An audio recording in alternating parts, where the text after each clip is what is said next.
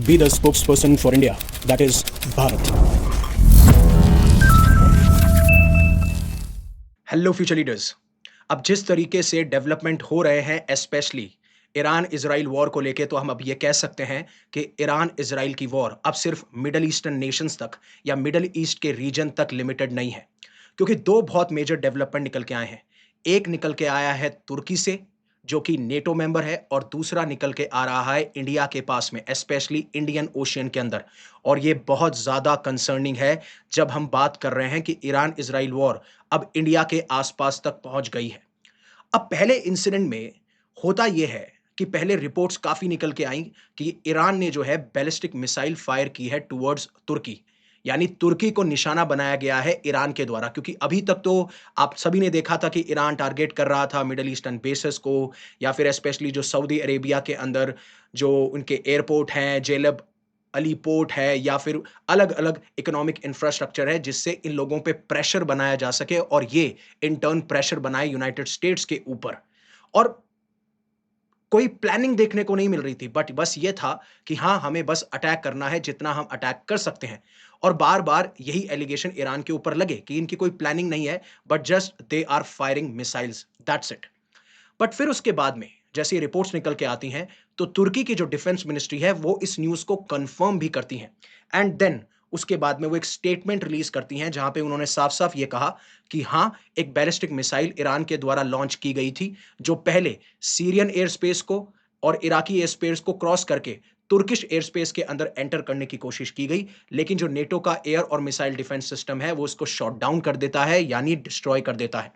And then ये statement आप पढ़ सकते हैं, जिसमें यह भी कहा गया कि हमारा जो डिटर्मिनेशन और जो कैपेसिटी है to ensure the security of our country और सिटीजन, वो एक हाईएस्ट लेवल पे है। हालांकि तुर्की ये कहना चाहता है कि हम चाहते हैं कि इस रीजन में स्टेबिलिटी और पीस रहे, लेकिन अगर ऐसा कोई इंसिडेंट होता है तो हम हमारी टेरिटरी को, हमारे सिटीजन को सेफगार्ड करने में सक्षम है। और जितनी भी पार्टीज हैं, उनको इन्होंने साफ साफ ये गुहार लगाई है कि प्लीज इस रीजन के अंदर आप कंफ्लिक्ट को मत बढ़ाइए। और इसी कंटेक्स्ट में अब वो नेटो मेंबर से भी बात करते हुए नजर आएंगे। अब आपके दिमाग में सबसे पहले यह सवाल आया होगा कि क्या नेटो ज्वाइन करेगा इस वॉर के अंदर? क्योंकि पहली बार इस वॉर के अंदर किसी नेटो मेंबर के एयर स्पेस के अंदर कोई बैलिस्टिक मिसाइल या फिर कोई ऐसा वेपन एंटर करता है जो कि उनकी टेरिटोरियल इंटीग्रिटी के लिए खतरा बन रहा है, उनकी सिक्योरिटी के लिए खतरा बन रहा है। क्योंकि सबसे पहले सवाल तो आपके दिमाग में यही आएगा ना कि क्या आर्टिकल 5 को इन्वोक किया जाएगा? क्या आर्टिकल 4 के तहत जो मेंबर्स हैं उनसे बातचीत की जाएगी? और यहां पे सवाल होता है कि क्या नेटो ज्वाइन करेंगे? क्योंकि इवन पीट हेगेसेथ भी जो थे, वो बहुत ज़्यादा फ्रस्ट्रेटेड थे कि नेटो मेंबर सिर्फ स्टेटमेंट पे स्टेटमेंट दे रहे हैं, हमें ऑपरेशनल मदद नहीं की जा रही, हमें सपोर्ट नहीं किया जा रहा। इवन ट्रंप भी कहीं न कहीं ये चाहते हैं कि नेटो मेंबर्स उनके साथ में आएँ और प्रेशराइज़ करें ईरान को। बट इवन ईरान ने भी वार्निंग दे दी थी कि NATO members, specially European members अगर इस वॉर को जॉइन करते हैं, तो उसके कॉन्सिक्वेंसेस उन्हें भी भुगतने होंगे।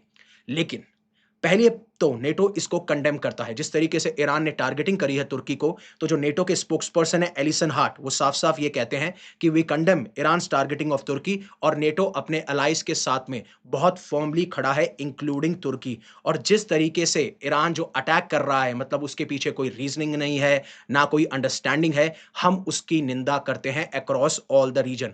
और हमारा जो डिफेंस पोस्चर है, वो कम नहीं होगा। We will protect our territory. अब आगे जानने से पहले जहां पे यह सवाल आता है कि क्या आर्टिकल 4 और आर्टिकल 5 को इन्वोक किया जाएगा और क्या इसके ऊपर हमारे पास में कोई ऑफिशियल स्टेटमेंट है, उससे पहले मैं आपको आपके इंपैक्ट के बारे में बताना चाहता हूं। जब मैंने कल एक वीडियो बनाया था जिसमें मैंने बताया कि कैसे सीआईए और इजराइल ने सीक्रेट ऑपरेशन चलाया जिससे कि ईरान के टॉप लीडर को मार गिराया, तो उससे पहले मैंने आपको एक डेटा दिखाया था कि काफी सारे ऐसे लोग हैं जो मेरे सब्सक्राइबर्स हैं, वो मुझे बहुत कम देखते हैं। मतलब जनरली कहा जाता है कि यूट्यूब के हिसाब से अगर 30 टू 35% सब्सक्राइबर्स अगर आपको देखते हैं तो इट्स अ हेल्दी चार्ट। वहीं पे नो जो नॉन सब्सक्राइबर्स हैं वो मुझे बहुत ज़्यादा देखते हैं, अराउंड 80-85%, बट वो सब्सक्राइब नहीं करते।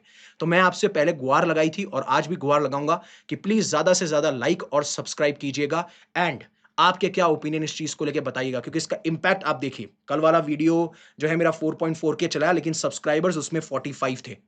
और अब आप देखिएगा उस वीडियो के अंदर जब आप डेटा देखेंगे तो सब्सक्राइबर्स थे 30% और नॉन सब्सक्राइबर थे 69.4%। That is the impact. तो इसीलिए मैं कहता हूं कि हो सकता है मेरे कंटेंट बहुत अच्छा हो, मैं अच्छा डिलीवरी करता हूं, जिस तरीके से आप हमेशा मुझे अप्रिशिएट करते हैं, बट आपके बिना मैं कभी भी बड़ा नहीं बन सकता हूं। That is final. अब आगे बढ़ते हैं और मैं आपको बता दूं मैं वीडियोस इसलिए कम लेके आ रहा हूं क्योंकि 2-3 दिन से मेरी आँखों में बहुत ज़्यादा इचिंग हो रही है, टीयर्स आ रहे हैं, आँसू आ रहे हैं। इवन मैं डॉक्टर्स के पास विज़िट किया तो उन्होंने कहा कि आप पहले स्क्रीन का थोड़ा कम यूज़ कीजिए, इसलिए आपको ज़्यादा शॉर्ट्स देखने को मिल रहे होंगे, बट धीरे-धीरे मैं वीडियोज़ भी लाता रहूँगा। अब तुर्किश ऑफिशियल ने साफ-साफ ये मेंशन किया कि जो आर्टिकल 4 है नेटो ट्रीटी का, जिसमें कि बताया जाता है कि आप जब भी आपको ऐसा लगता है कि आपकी टेरिटोरियल इंटीग्रिटी या आपकी सिक्योरिटी खतरे में है, तो आप मेंबर्स के साथ में कंसल्टेशन कर सकते हैं। और आर्टिकल 5 के बारे में आप जानते होंगे जब इसमें ये कहा जाता है कि अगर किसी भी एक मेंबर पे अटैक होता है, तो दूसरे मेंबर पे अटैक मतलब किसी भी एक मेंबर पे अटैक होता है, तो फिर उसके बाद में ये माना जाएगा जितने भी मेंबर हैं उनके ऊपर अटैक हुआ है और फिर आपके पास में राइट टू अटैक कर सकते हैं आप अंडर आर्टिकल 5।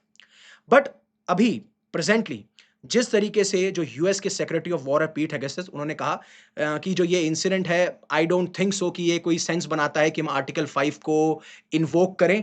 बट इसके अलावा एक और पॉइंट है जिसकी वजह से मैं ये कहूंगा कि अभी आपको नेटो ना तो इस वॉर को ज्वाइन करता हुआ पाया जाएगा और इवन ये जो चीज़ है नेटो के चीफ मार्क रूट ने भी कह दी थी कि मैं इजराइल और यूएस के ऑपरेशन से बहुत ज़्यादा प्रभावित हूं, मैं उसको प्रेस करता हूं, बट नेटो का कोई इंटेंशन नहीं है कि वो इस वॉर को ज्वाइन करेंगे। और इवन तुर्की के ऑफिशियल ने ये कहा था कि ये जो मिसाइल है शायद ये जो साइप्रस में मिलिट्री साइट है वहां टारगेट की गई थी और उसी पाथ के दौरान ये डिस्ट्रैक्ट हो जाती है, डिविएट हो जाती है and I think that's why it enters into Turkish air space और हम इसको शॉट डाउन कर चुके हैं। और साइप्रस पे है ना लगातार टारगेट किया जा रहा है जहां पे रॉयल एयरफोर्स का अक्रोत्री एयरबेस है, जो आपको सॉरी मिलिट्री बेस यहाँ पे साइप्रस में देखने को मिलता है। और उसके बाद से आप देखेंगे जो यूरोपियन अलाइज हैं वो धीरे-धीरे साइप्रस के ऊपर अपनी जो डिफेंस है या डिफेंसेस हैं उनको और मजबूत कर रहे हैं। इवन यूके, फ्रांस ने तो अपनी वॉरशिप्स भेजी हैं, एयर डिफेंस असेट्स भेज दिए हैं। जिस तरीके से साइप्रस पे ड्रोन अटैक हुए थे, स्पेशली जब ईरानियन ड्रोन्स वहाँ पे क्रैश करते हुए पाए गए। अब पहले संडे को अटैक हुआ, फिर उसके बाद में मंडे को भी अटैक हो रहा है। लगातार हमें अटैक्स देखने को मिल रहे हैं, ड्रोन्स उस तरफ भेजे जा रहे हैं। जहाँ पे पहले तो ये कहा जा रहा था कि संडे को टारगेट जो है, जो हिज़्बुल्लाह ग्रुप है, जो Iranian arm axis of resistance का हिस्सा है, उन्होंने ड्रोन्स भेजे हैं। फिर उसके बाद में कुछ ईरानियन ड्रोन्स भी वहाँ देखने को मिले। तो अभी तक कन्फर्म नहीं है कि ये हिज़्बुल्लाह की तरफ से भेजे गए या ईरानियन एयर स्पेस से इनको भेजा गया है। उस बारे में तो कोई रिपोर्ट नहीं निकल के आती है। बट ये लॉन्चेस पहले हुए थे जब कीर स्टारमर ने ये अनाउंस किया कि जो यूके है वो यूएस को पहले तो कह दिया था कि हम यूएस को अपना बेस नहीं देंगे। बट जब ये ड्रोन अटैक होते हैं देन उसके बाद में कीर स्टारमर अलाउ कर देते हैं कि हाँ, एयर बेसेस का इस्तेमाल किया जा सकता है अगर आप ईरानियन मिसाइल साइट्स को टारगेट करना चाहते हैं तो। जहां पे पीट हेगेस्ट ने यह साफ-साफ कंफर्म किया कि मैं आर्टिकल 5 को इस इंसिडेंट के लिए इन्वोक नहीं करूंगा। वहीं पे उन्होंने काफी सारा क्लैरिफिकेशन किया है और यहीं से निकल के आता है सबसे बड़ा डेंजर जो हमें इंडियन ओशन और स्पेशली इंडिया के रीजन के आसपास देखने को मिला है। जहां पे पेंटागन चीफ या फिर आप सेक्रेटरी ऑफ वॉर ने यह कहा कि यूएस जो है इस वॉर को जीत रहा है। और कुछ ही हफ्तों में आप देखेंगे इन्होंने वैसे स्पेसिफिकली ये कहा है कि एक हफ्ते के अंदर जो यूएस और इजरायली एयर फोर्सेस हैं उनका कंप्लीट कंट्रोल होगा ईरान के एयर स्पेस के ऊपर एंड देन उसके बाद में हम प्रिसीजन बॉम्बिंग करते हुए नजर आएंगे। यहां तक इन्होंने ये भी क्लेम किया कि जो कमांडर ये प्लान कर रहा था ना, जिसने ये पूरा प्लॉट बनाया था कि कैसे ट्रंप को असैसिनेट किया जाए, स्पेशली वो कमांडर जो आईआरजीसी से एसोसिएटेड था, उसको भी हमने मार गिराया है। अब एक बार के लिए मैं उनकी कुछ क्लिप्स दिखाना चाहूंगा and then we will discuss about that shocking incident which has happened in Indian Ocean and now it has been confirmed by Sri Lanka as well as United States Secretary of War Pete Hegseth. I stand before you today with one unmistakable message about Operation Epic Fury. America is winning decisively, devastatingly, and without mercy. Under एक ये video viral हो रहा था और उन्होंने ये भी साफ-साफ कहा कि we are just getting started. हम एक्सेलरेट कर रहे हैं, हम डी एक्सेलरेट नहीं कर रहे हैं और धीरे-धीरे आप देखेंगे ईरान की जो क्षमताएं हैं वो धीरे-धीरे खत्म होती जा रही हैं, लेकिन अमेरिका की जो स्ट्रेंथ है वो बढ़ती जा रही है, स्मार्टर होती जा रही है और अटरली डोमिनेट कर रही है। ज्यादा से ज्यादा बॉम्बर्स आने वाले हैं, ज्यादा से ज्यादा फाइटर्स अराइव होंगे और हमारा कंप्लीट कंट्रोल होगा एयर स्पेस के अंदर इवन तेहरान एंड देन उसके बाद में 500 पाउंड, 1000 पाउंड, 2000 पाउंड के laser guided precision gravity bombs हम गिराएंगे जिसका हमारे पास में अनलिमिटेड स्टॉक पाइल है।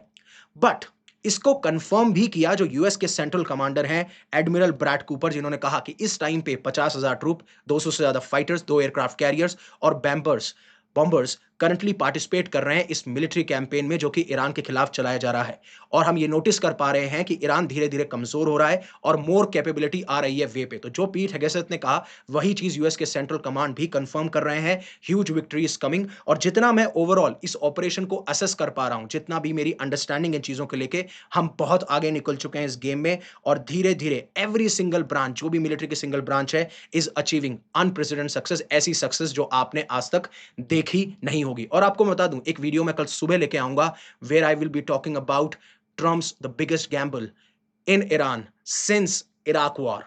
अब जिस तरीके से मैं बात कर रहा था ना कि जहां पे मिलिट्री फोर्स आपको देखने को मिल रही हैं, बट वहीं पे ट्रम्प जो है वो कोशिश भी कर रहे थे कि नेटो फोर्सेस उनके साथ में आए। हालांकि ईरान उसके बाद में वार्निंग देता है, उसके वो चीजें खत्म हो जाती हैं। बट अब ये देखने को मिल रहा है कि जो चीज पीट हेगेसेथ ने बोली है कि हमारी और कैपेबिलिटी जा रही है, हम और क्षमता बढ़ा रहे हैं, सेम यूएस के सेंट्रल कमांडर ने बोला है। और जिस तरीके से नेटो ने पहले मना कर दिया था, अब यूके और फ्रांस भी अपने प्लेन्स और शिप्स डिप्लॉय करेंगे मिडल ईस्ट के अंदर।